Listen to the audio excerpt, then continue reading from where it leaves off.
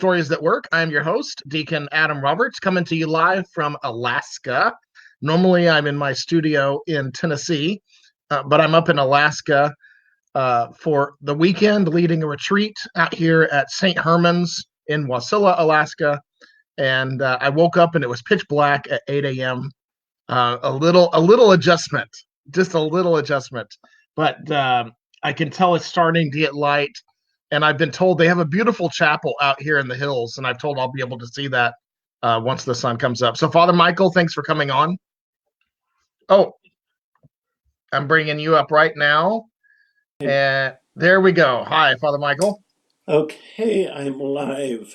I'm alive virtually. You're live. And I usually forget to do this, so I have to go to confession for so many things. But before we get started, will you open us with a prayer? Sure. O Heavenly King, O Comforter, the Spirit of truth, who art everywhere present and fillest all things, the treasury of blessings and giver of life, come abide in us, cleanse us from every impurity, and save our souls, O good one. Amen. Amen. Thank you for that. Thank you. So, Father Michael Shanbour, I don't know how many people know you from your current pastoral duties or your days in Kerygma, but what if you don't mind giving a short biography before we get into our topic? All right. I'm not sure I was ready for that one, but I'm Father Michael Shanbour, recently very reverend through the hand of His Eminence. And, well, I go back a long way, 57 years, to Wichita, Kansas, where I was born and raised, and I was part of the St. George community, which is now St. George Cathedral, where Bishop Basil Essie is known better than I am, even though I was born and raised there. Wanted to be a priest from age 18 when I went to the Antiochian village, and my best friend there was now Bishop Anthony.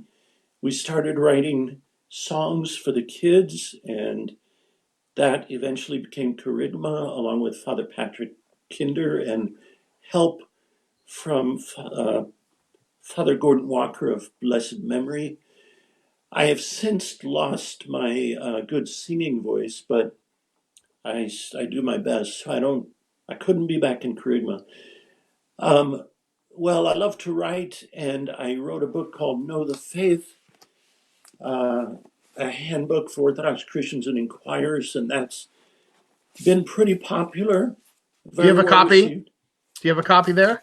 Yeah, I do. I bet some people may not realize that you wrote that. Yeah. Yeah, this is published by Ancient Faith.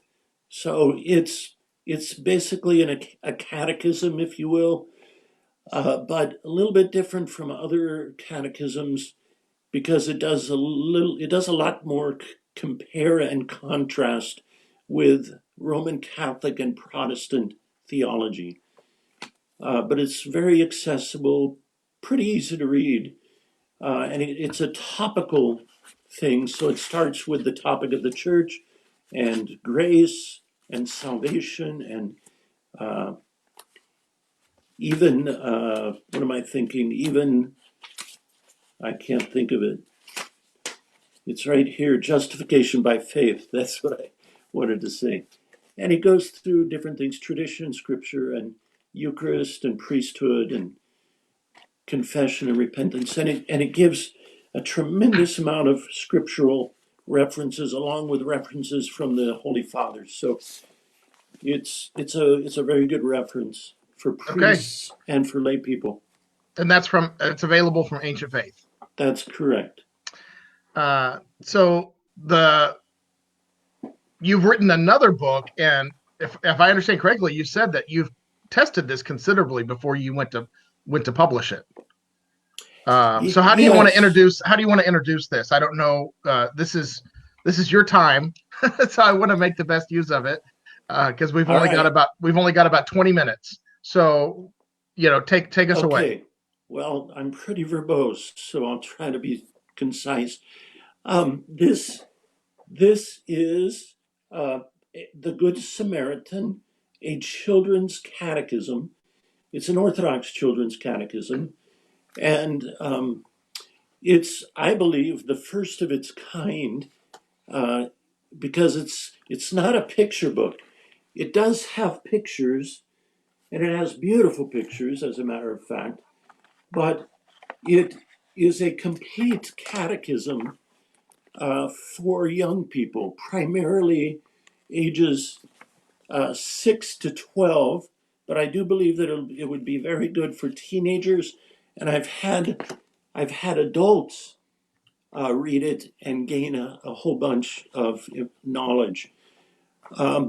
So it's written in a very engaging and understandable way for young people. It uses analogies and metaphors and things that they can understand, but it doesn't dumb down the faith either. It's very patristic and very biblical. It's 111 pages. So, like I say, it's not a picture book. It really goes into the content of the faith. Here's a chapter on baptism called Born into the Light. It's, there's a little bit of humor in it at times and a little bit of cleverness, I suppose. For instance, the chapter on the fall of Adam is called Adam and Eve in Time Out. So God had to put Adam and Eve in time out, not, kicking them out of his life, but simply putting them in time out until they realize their sin, if you will, and so that when the Lord came, the Lord Jesus came, humanity would be ready to receive him. So it takes the reader through paradise, through the fall of Adam, into the reality of sin. What is sin? This is for the young people. And then into the life of redemption through Jesus Christ.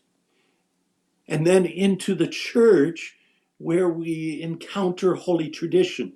So we talk about, and all of this is phrased, or I should say, sort of the perspective is coming from the parable of the Good Samaritan, according to the interpretation of St. John Chrysostom and St. Ambrose and many other saints, who they use that parable to describe the whole economy of salvation. So, in other words, when the man goes down from Jerusalem to Jericho, that's an image of the fall, because Jericho is a long trail down to Jerusalem, or from Jerusalem to Jericho, excuse me. And the robbers come and they beat him up and so forth, and they leave him half dead, and that's a sign of the demons who were able to cause us to sin. And we were not completely destroyed. The image of God was not destroyed in us. We were left half dead. And it goes from there until the Good Samaritan comes, who is Jesus Christ, and he takes us to the inn, which is the church, according to the fathers. And he leaves him with the innkeeper, who St. John Chrysostom says is the bishop or the priests. And so there's a wonderful chapter in here on the priesthood, which I think is super, super important. Our illustrator, Nick Mallara, who's also a friend of mine, he's done some other stuff for Ancient Faith, like that book about the dragon. Sorry, it's escaping me. And also the book for little babies, Good Night, Jesus. I don't like this illustration because he made it to look like me with my curly hair. But You were trying to keep your physical image out of the book. that would be best, yeah. Don't like my image. And here's I love this beautiful picture on confession, for confession. So we go into tradition, and then we look at the sacraments, priesthood, Eucharist, baptism, confession. And then it ends with the three pillars that Jesus gives us for the spiritual life, which is prayer, fasting, and almsgiving. And prayer uh, I call talking with your best friend. Let's see. Remembering your best friend, remembering your best friend. Fasting is called praying with your body. So fasting is a way that brings our body into the life of prayer. And then I end with almsgiving, which is called praying with love. So, what can I say? I've worked with young people for a long time, since I was a youth director at St. Mary Church in Livonia, Michigan for a couple years. And before that, even when I was a teenager, I was playing guitar and leading music for our own teen group in Wichita, Kansas. But then at church camp and and then as a priest, one of my favorite things to do is to do summer Bible studies and catechisms with our children. And we have a bunch of kids from 6 to 12, 13. And we do a weekly Bible study, or in this case, a catechism. And that's how this came about. Because I decided to do a catechism for them, and I had to write each lesson. So we end up with 13 lessons, over 100 pages. It's endorsed by Frederica Matthews Green. There's an endorsement on the back of the book, and by Father Noah Buscelli, who's the director of homeschooling for the Antiochian Archdiocese. And recently I just got a wonderful endorsement from Bishop Basil SC, who said that the book was a wonderful gift to the Orthodox Church. And I'm hoping to get a couple other endorsements from a couple bishops. Maybe I shouldn't say their names because I don't have the endorsement yet, but You don't want to put a little pressure on them? I could do that. How about my friend Bishop Anthony? Yes. I sent him the book just recently, and I kind of have faith that he will see that it's a good book. Bishop Basil, is very important to mention that, as Bishop Basil did in his endorsement, that the book is doctrinally sound. I know that there are some priests out there that are a little hesitant, and I would be too. And that's a good thing, because you can't just throw anything out there and say, voila, here is the Orthodox faith for children. But Bishop Basil says it's doctrinally sound, and not only that, very engaging. So that's really important.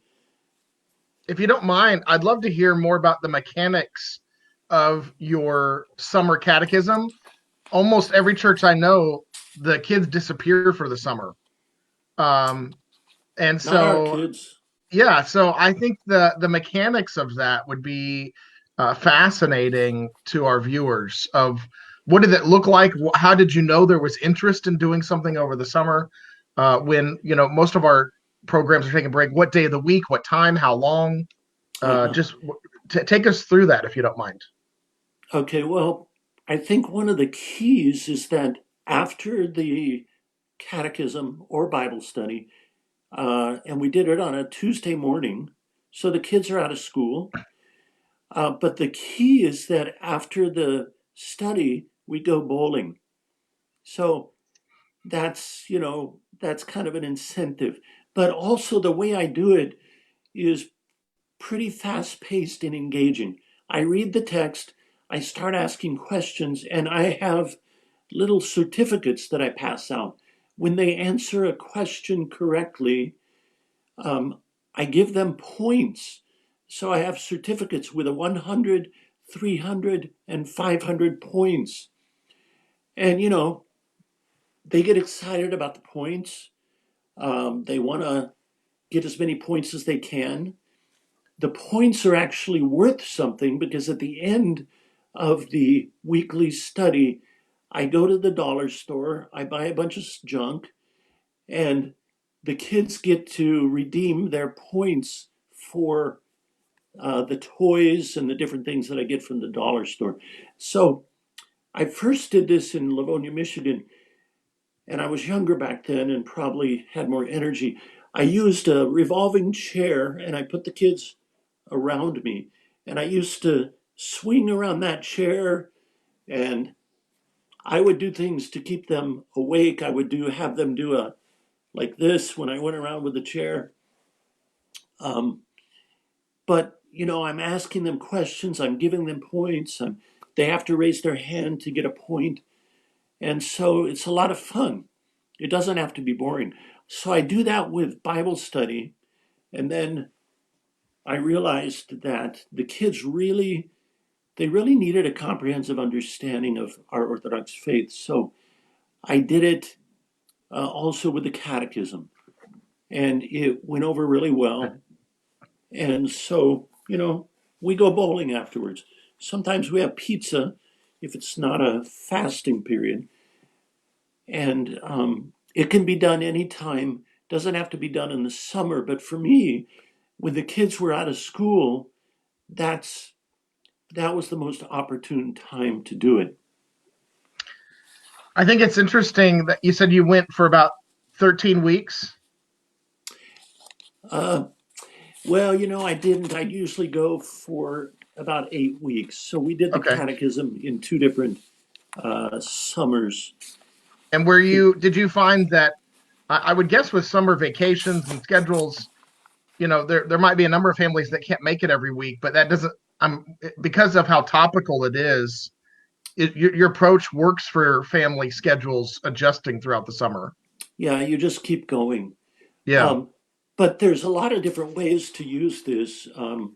The priest, of course, can use it, and he can use it when there's families coming into the church. I have had several large families come into the church, and I hate to say it, but they didn't attend the catechism class Mm. because they're too young, it's too boring, it's too long, it's geared toward the adults. But that leaves them out in the cold, and you kind of expect, well, they'll pick it up by osmosis. But Maybe they need those same games you were doing with the little kids. yeah, the adults maybe could use that too. But unfortunately, sometimes those kids they just disappear when they become teens or young adults, and I really think part of it is because they were never given they were never kind of engaged in a catechism. They didn't have a personal knowledge of the faith. And that's what I hope this will overcome. So it can be used by priests, but also parents. Just use it as bedtime story. They can use a whole chapter, a half a chapter. They can the catechism asks the kids questions, and the parents can easily play off of that, and they can have very good discussions. It's a good discussion opener between parents and kids. Sunday school teachers, it can be used as a curriculum, and youth leaders of various kinds can use it. So I just want to, I want to say, I think a lot of people, they don't get it yet. I've been announcing the book. They don't quite get it because, frankly, there's never been anything like this. But if we love our children, we have to consider this. We have to really realize that, I think that the Orthodox Church makes a big mistake when they start ministry with teenagers. By then, there's too much that's already been decided. And we've already lost, 75% potentially of the teenagers. We have to I start. I agree completely. This is something I've been working on for several years now, and I agree completely. I want you to let you finish your thought, and then I will share my history on what you're talking about. Okay, well, I don't know how much time we have, but it's really been my vision for many years to in our Antiochian Archdiocese, we were supposed to have something called Junior Soyo, but it's pretty much fallen out. Um, I would like to do something, we could call it something like Kids That Love Church, Kids TLC. And We need leaders in the church to bring the kids together consistently for some teaching and for some fun. And the kids love it. I mean, preteens, they love the attention. They love the fact that the church and the priest are caring for them. And they eat it up, you know. This is when they're still very innocent and open. And so I would like to see a real program in the Antiochian Archdiocese and elsewhere. I could be the leader. Or you, Deacon, because you're much better. But, and of course, at this point, we have to start probably introducing the internet with like website and interesting games and stuff like that. But, you know, it's mostly personal. It's better with personal contact. And that's. You mentioned this earlier, but I want to make sure we get this emphasized. What kind of an age, how young did you go in working with? Because at a certain point, you're really going to start to lose an attention span. Yeah, it So I'm curious. depends. Well, it depends on the person presenting. I don't know. I'm pretty much like a kid myself, so I kind of get what kids like, and I make a lot of jokes, and I try to keep their attention. Sometimes I bring a bell with me, and I say, "Okay, next time, kids, when I ring the bell, the first person to say spaghetti gets 500 points." So it kind of keeps them engaged, and after a few minutes, I ring the bell, and they're all yelling, and so it keeps them like tuned for the next kind of thing. Right. But I've gone as young as 5 years old. I've had 4-year-olds sit in. You usually want to have a couple parents or one parent there, especially if you're going to have younger kids. Because once you start having fun, the kids sometimes take it too far. Mm-hmm. Sorry, my dog's barking. But you just, you know, I think the catechism kind of helps with this process because I do ask questions and I bring up kind of little funny things, but you have to be engaging. It has to be the right person, I guess. Yeah. But it depends on the kids' expectations. They expect it to be boring. So if it's even not that boring, they love it. And if you want to use the point system, it keeps them engaged. I forgot your dog's name. Your dog's Nightly. What was it? Nightly with a Nightly. K. Okay. Yeah, you've been here and you've seen Nightly. Yes, that was about a year ago, I think, right? Yeah, and we got him a friend. Okay, good. Her name's Ella. Okay. So let me share my thoughts on this because I think what you're talking about it resonates with my experience. I've had a lot of conversations in dealing with the millennials and the non-affiliated, the nuns, the spiritually unaffiliated, and right now what we're kind of looking at is that starts around age 7 to 9.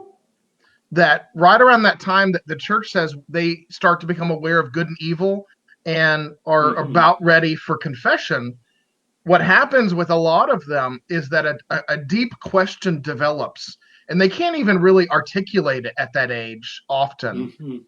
But it might be, is hell real? Does God really exist? Does God really, why do we pray? Is he really listening? Who created God? Who created God? Yeah. And so some kind of question will start to develop and they'll start to explore that over the next several years. Sometime around 12 or 13, they'll really start to look for an answer. And it's basically at that point Russian roulette. Where are they going to get that answer from? And often they're not getting that answer from the church or the priest. And so that's where what you said, by the time they're a teenager, they've already had a difficult question answered in a poor way that takes them away from the faith. Yeah. And so they're kind of going through the motions either from friendships. I've seen an entire large group of friends faithfully committed to soyo, to activities all throughout high school. And then in their freshman year of college, they all vanished. and all of their friends Yeah, were sad. visibly within the church. And so I know we have parents that think, well, as long as they're showing up at Soyo, their friends are in the church, that's a good start, but that's not the finish line. That's not assurance that they're going to stay in the church and stay in the faith when they go off to college. Like I said, an entire group, their only friends were in the church, and the group left together. So I think what you're Hmm. talking about of starting an engaging catechism, not talking at the kids, really making sure that they're paying attention, they're engaged, they're absorbing the information at their level. I'm excited about this book, and we just started a junior soyo at our church this past August. We've had a couple of attempts, and they're mostly doing just games together right now for fellowship. And we've been Yeah, talking about how do we start to introduce something edifying. So I'm going to recommend at the top of my list this book. We need to try this book and wonderful. see what we can do. We've got a couple of great lay leaders with the junior soyo. So I want to be the first one to say I'm going to recommend it to our lay leaders and say that we need to try this at my church in Franklin, Tennessee. Wonderful. Well, that means you're going to have to know how to get the book. Yes. So why don't we go there? Okay. So the Good Samaritan can be ordered at our parish website. We have an online store. It's www.wenorthodox.com/store if you want to go right to it. So, or you can put in wenatcheeorthodox.com/store. WEN Orthodox. I've just shared it. So it's in the comment section for anybody watching. You look down in the Okay. comment section and you'll see the link to the store. So right now it's selling on sale for $30. The price may go up after Christmas. There is also a bookstore discount of 40%. And if people email me, I'll tell them how to get the discount. There's a discount code that they can put in to the shopping cart. And my email is wenorthodoxy@gmail.com. That was The I'm gonna share that one more time. WEN orthodoxy orthodoxy at gmail.com. at gmail.com. Okay. And the book will be shipping after the middle of this month. My goal was to have it earlier, but it is what it is. So it will be after the first of this month. We have about 96 orders on the website, but we have, what is it, 800,000 Orthodox Christians in the country. So I expect at least 500,000 orders. All right. This is That's a important. By the way, all of the profits are going to the Three Hyatts Building Fund here in Wenatchee. Three Hyatts Orthodox Christian Mission. We're a mission church, although we're about 10 years, coming up on 10 years old, and we won't be a mission anymore. But we are a mission because there are almost no ethnic Orthodox in Wenatchee, Washington, which is in the center of Washington state, at the confluence of the Columbia and the Wenatchee rivers.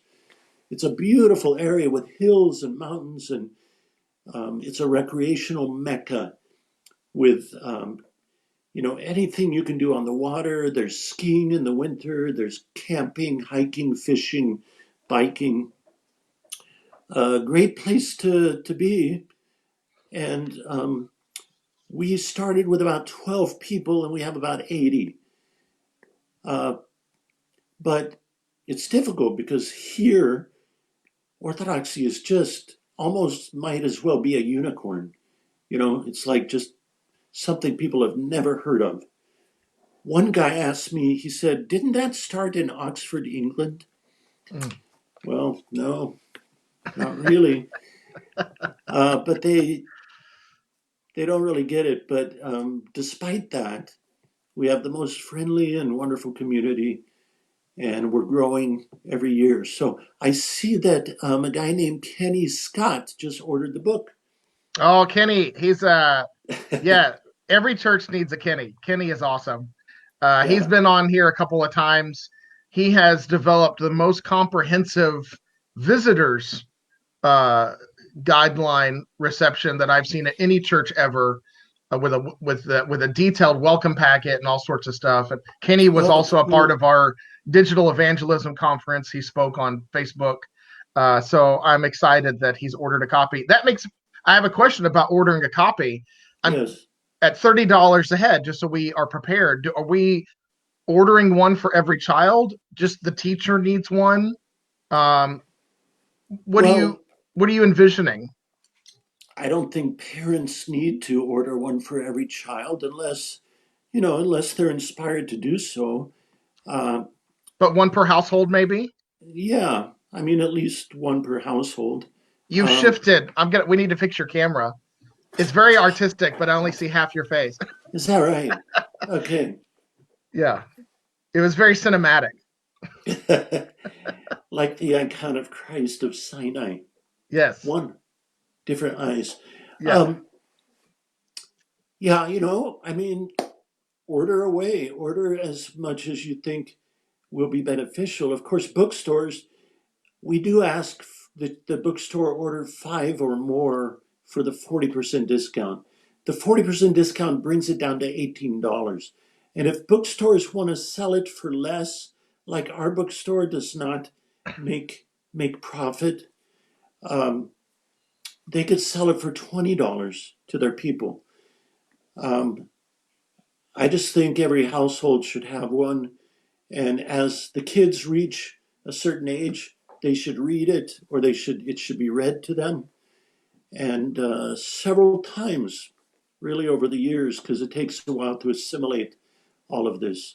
I'm gonna But it, complain that you didn't write this before my kids were older. If I could complain about that. you can do that. You can complain, and that's probably going to be.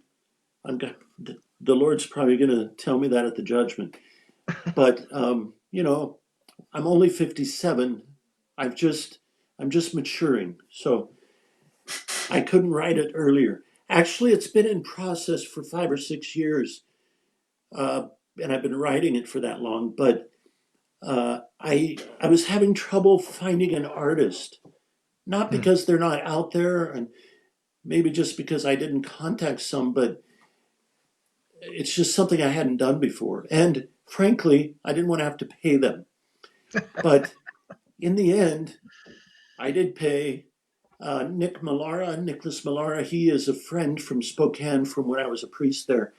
He's an extraordinarily gifted artist, and I'm thankful, very thankful for his work because he really takes it seriously and he loves it. I was surprised when he suggested this picture for the front cover. At first, I kind of thought, I don't get it. Why would we put the picture for almsgiving on the cover? But I think it's really wonderful because ultimately our faith should lead us to uh, love for our neighbor. And, it's also liturgical because if you look at the ladle here, and I don't know if they can see it, but there's smoke that's coming up and rising before the icon. So it's an act of worship. Almsgiving is an act of worship. And and St. John Chrysostom says, if you want to serve, you can serve liturgy at any time by giving bread to the poor. Mm. So in the That's a good end, reminder. yeah, in the end, it all kind of comes together uh, in this front picture, this picture on the front cover that we have. So I'm thankful to him. He's done a great job. I'm thankful that you paid him. My cousin is a Orthodox illustrator, Sheila Roberts Aldridge in Atlanta, and she's illustrated a few children's books, and their talent is worth it. Just like I think we should properly pay our priests. So uh, yeah, yes, similar topic. yes. Um, So thank you. Anything you want to say here before we? Oh, well, we have a great comment. Father Matthew Thurman said, Christmas presents for godchildren. oh, exactly. I really missed that one. Yeah, the whole purpose was to get it out before Christmas because it's such a great Christmas gift. Mm-hmm. And we have godchildren, we have grandchildren, we have our own children. Um, so the possibilities are go on and on. And Absolutely. and it's going to be totally unique, and it's going to be a great surprise. It doesn't fit in the stocking. You might have to wrap it, but um, it's perfect for Christmas. And Ancient Faith is going to have it out in their Pascha catalog. Of Okay. course, it was too early for their Christmas catalog this year, but Mm-hmm. uh, we need to get it out to all the bookstores, and I'll be promoting it to the monastery bookstores and the church bookstores. We have a church bookstore, I think somewhere in Texas, I want to say, maybe somewhere else, that bought 25 Mm. of them.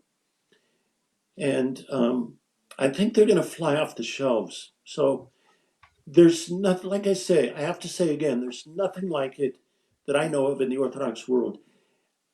It seems like something so obvious that we need, but it just hasn't been done. And Right. I would like to see it translated into Russian and Greek and Romanian and other languages. So if there are any translators out there, you can contact me. I can I But can translate it into Southern if you want. y'all can do that. We got to put Yeah, some bless your hearts in there. there you go. All right, we'll look at the Southern translation too. We have a comment I want to address. Someone has requested that Kenny needs to send out his visitor information that I mentioned. So, two things on that. One, I did an early episode earlier this year with Kenny about his visitor program. Kenny put here a reminder that we're working on a project related to his visitor information. I'm excited about this project because when we're working on something like this book, that there's nothing out there like it. Mm-hmm. It's exciting that God's bringing something, manifesting something that we haven't had access to before. So Kenny and I are working on a visitor information resource that is going to be our goal is that it's comprehensive. And I think I've sensed that Mm-hmm. same word from what you've done. You've tried to make something that really covers the multifaceted parts of our faith for the children. Yeah, yeah, and I was going to suggest too that I would like Kenny's his program for welcoming visitors. We don't have exactly something written out for the welcoming, but we do have a welcome packet, and I think our welcome packet is fabulous. We have something called "What's the Difference?" Mm-hmm. It basically lays out the difference between Orthodox and Protestant and Orthodox and Roman Catholic. And since a lot of times that's the very first question people ask, how is it different from? It's been super popular, and we've got other materials in there too, and I'm happy to send those to Okay. people who are interested. Well, we've shared a link for the store. We've shared an email address if you have questions, especially for the bookstore, church bookstores. Please order some copies. There's nothing like this out there. So at least, if nothing, for all the clergy watching the link, you at least need to order a copy just to examine it. And Absolutely. and I think that's maybe one of the best things that we've talked about today that you mentioned that Bishop Basil Essie said it's theologically sound. And that's so important. We cannot take risks, theological risks with our children. As we Mm-hmm. get older and we're adults and we're exploring different, campgrounds of theology, the theologumen, kind of area, Mm-hmm. once you're a mature adult and you're grounded in your faith, that's a different story than doing that with 7-year-olds. Yeah. And, I was going to mention my dad is not a reader, and he's 87 years old. But I just visited him recently, and he was reading this book like I'd never seen him read anything. And he was born into Orthodoxy, but in his youth, there was no church nearby, and they didn't have a car. Mm. So he, didn't have the opportunity to learn a whole lot. Plus, there wasn't hardly anything written in English in those days. But he was reading this thing, and he was learning so much.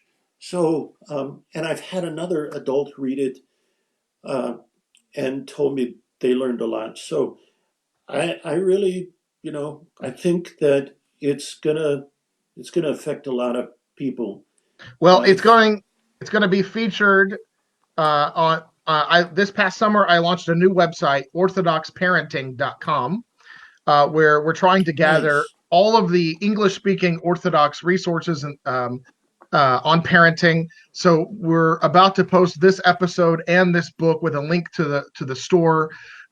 Related to that, Orthodox Parenting is co-hosting with the St. Athanasius Academy a virtual conference on parenting on February 8th. If you want the details on that, you can go to orthodoxparenting.com. It's a virtual conference, so everybody can attend. And we have a wide variety of topics, everything from little children to parenting adult children, which Bishop John Abdullah is going to be speaking about. And so we have a great list of speakers for that conference on February 8th. I will probably throw in a plug about this book because I know there's going to be, knowing off the top of my head several of the topics, this is going to be a key part of it, the catechesis. For example, one of our speakers is Father Patrick Cardine, and he's going to be talking about indoctrinating our children. Hmm. And that's a scary word for some people, but that's what we're trying to do is you put the doctrine into our children, the Orthodox doctrine. And Yeah. so I'm going to mention this book to him because it's so important to him. And he has some unusual statistics at his church. The small amount of people that leave his church, the young people, they really stay Uh-huh. with it because of how he has articulated the faith and engaged them with the faith. So thank you for this book. Thank you for Thank all the you. work. Thank you for Know Your Faith. Um, Thank you. and and I think that's it. I think we've gone a little bit longer than normal, but there was a lot to Yeah. cover here. Yeah, there was. And I have a feeling there's a free copy of the Children's Catechism coming to you. Oh, is it really? I just get that sense. Yes. That's exciting. That's super Yeah. exciting. Yeah. We will put that to work. We're gonna wear it out. Okay. We're gonna have to, yeah, we're gonna wear that book out. So two more announcements now that we're finished there. Thank you, Father Michael. I just want to mention two more things coming up in 2020. The first thing I want to mention is in May, we're doing a missions and evangelism conference in Chicago. Bishop Anthony is our keynote speaker. We haven't had a missions and evangelism conference, an Antiochian one, since 2012. So it'll be an 8-year break, and it's going to be heavily engaging. We've already ironed out the schedule, and we're not even into 2020 yet. We have all our speakers, all our topics, and it's going to be a very engaging conference. So please check that out at missionsandevangelism.com. That's missionsandevangelism.com. The second thing I want to mention, this is a first for the Antiochian Archdiocese, is that we are coordinating mission trips to Pittsburgh for next summer. You can learn more about that by going to james218.com. If you don't know what james218.com, James218, the verse off the top of your head, you can go look that up. We have the verse at the website. But mission trips are such an integral part for our children. And what I want to emphasize here, since we're talking about kids, is a mission trip is an opportunity for a family to go and live out that almsgiving together. And so what we're doing at the mission trip is you're going to volunteer under Father Paul Abernathy and the work he's been doing in Pittsburgh. But that's only half of it. We've actually designed this. So in the mornings, you're going to go do almsgiving and volunteer in the community. In the afternoons, you're going to receive official training from Father Paul Abernathy and his awesome leaders, the staff there, on how to do this same kind of thing back in your own community and what that looks like. And you have to be trained on it because you're going to realize that your community doesn't look exactly like downtown Pittsburgh. And so Father Paul's going to take you through that. It's very, very exciting opportunity to be offering this for next summer. And I'll be the site manager for the first week, week one. If I irritate you, you can go to week two and you don't have to deal with me on week two. So that's available at james218.com. So we have a lot that's happening. All thankful to the leadership of my supervisor, Father John Finley. If you haven't been paying attention to the way he has been revitalizing the Department of Missions Evangelism. I'm just an extension of him. I'm the tornado, and he kind of guides me with direction because I don't really know where I'm headed. But he has. You need to get to know him if you don't know him. He has so much to offer, and he really is helping. He's wonderful. He's so wonderful, and so I'm thankful for him that he's guiding us in all of these directions. So, Father, thank you so much.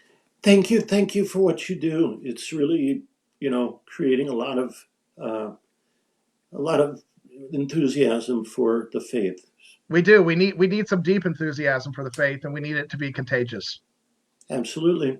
All right. God bless you. Thank you. God bless. Thank you. Bye-bye. Bye.